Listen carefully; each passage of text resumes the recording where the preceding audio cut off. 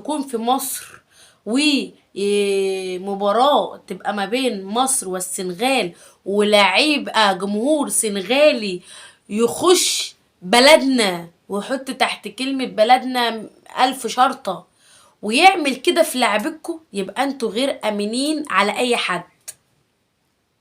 يبقى انتوا غير امنين على اي حد. طيب، والجزء التاني عشان ما نطولش ونعرض نفسنا لمسألة قانونية، وده احنا مش حابينه. احنا حابين نبين كل الاوراق اللي معانا من غير ما نعرض نفسنا لمسألة قانونية. وطبعا احنا مش بنتبلى او لو رجعتوا للتاريخ، او لو رجعتوا للذاكرة، او دخلتوا مثلا على اي ابليكيشن هتسألوا وهتعرفوا ان ده حدث. للي مش عارف، يعني اللي مش عارف يخش يشوف او يدرس تاريخ او يسأل باباه او يسأل اي حد كبير، هيقول اللي كان فيه فضيحة على لاعيبة مصر من السنغال في قلب مصر.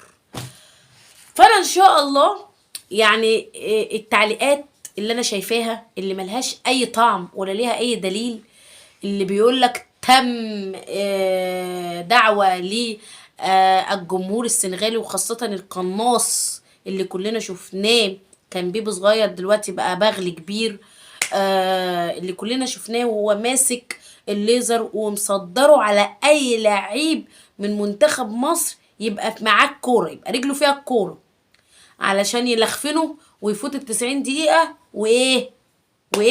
ويبقى السنغال هي اللي كسبت. وده بالفعل اللي عملوه.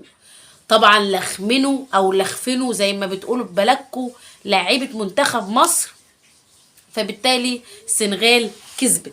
بس امام الكاف الافريقي المحترم اللي كان المفروض يرد لنا اعتبارنا ويعيد المباراة، وكان في اقاويل كتير بتقول ان المباراة دي هتتعاد لان كلنا واخدين بالنا وكلنا بنشوف. فطبعا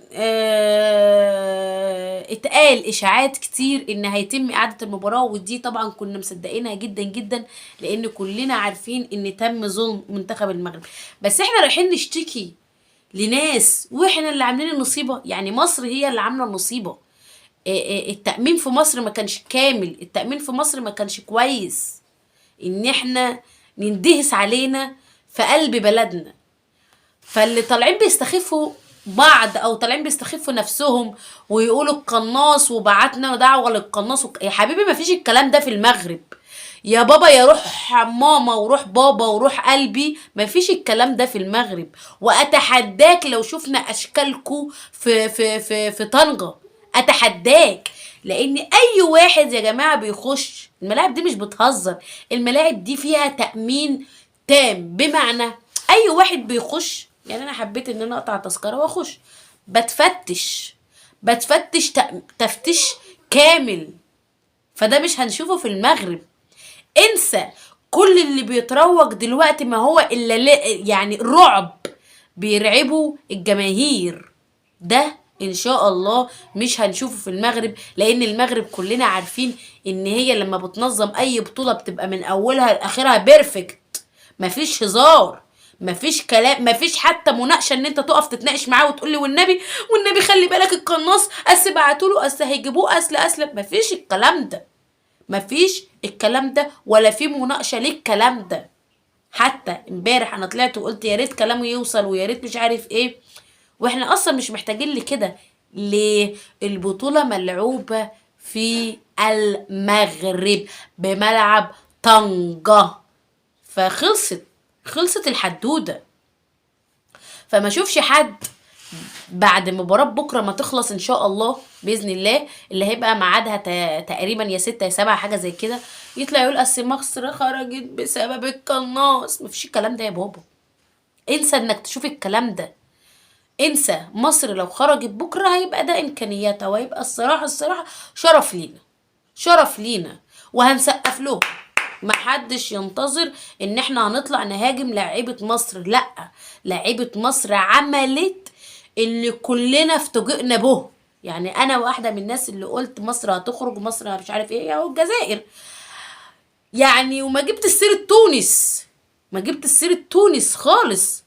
وكان في بالي ان تونس هتكمل لان تونس كلها لعيبة محترفين في اوروبا، فمصر بما انهم محليين، وده مش كلامي، ده كلام الكابتن حسام حسن، فالموضوع كان بالنسبة لي كده في سنة شك، اللي هو احنا هنطلع.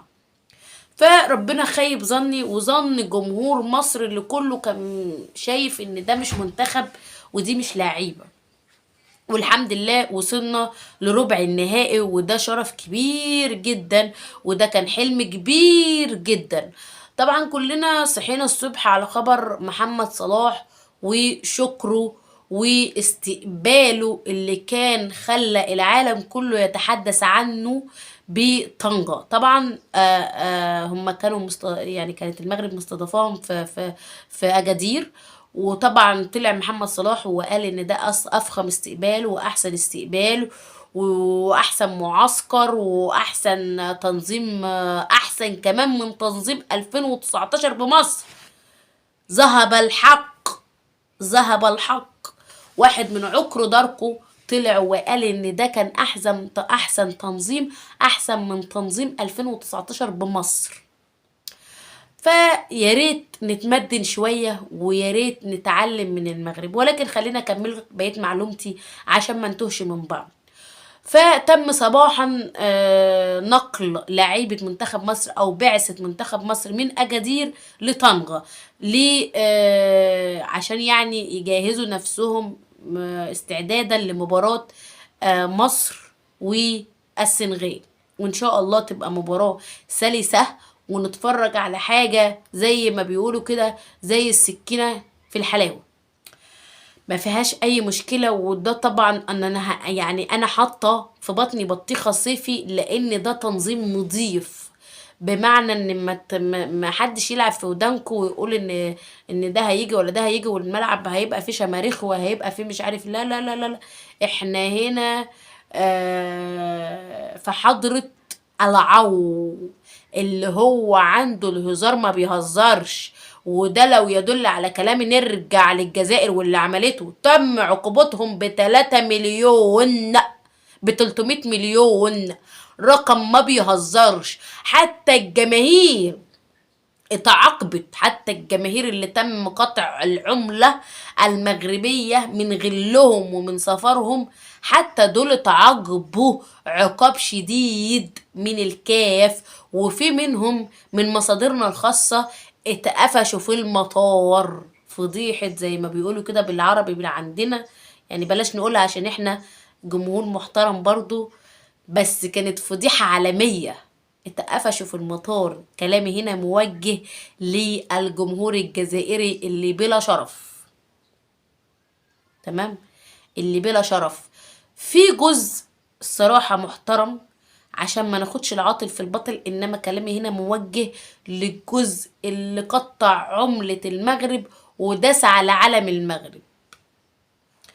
فيعني بكرة في مباريتين مهمين، ونتمنى وحط كلمة نتمنى دي 100 شرطة وشرطة، النهائي يبقى مغربي ومصري، واي حد يفوز فيهم احنا يعني راضيين راضي تام. يعني هنبقى متفرجين، هنتفرج على المباراة دي، مش هنشجع حد الصراحة، يعني احنا هنتفرج على كرة حلوة، لان مصر هي بلدنا والمغرب هي بلدنا الثانية. فما ينفعش ينفع تيجي على ابنك الاولاني عشان ابنك التاني. الاتنين حب واحد، والاتنين انتماء واحد، والاتنين كل حاجة كل حاجة، ما ينفعش تفرق.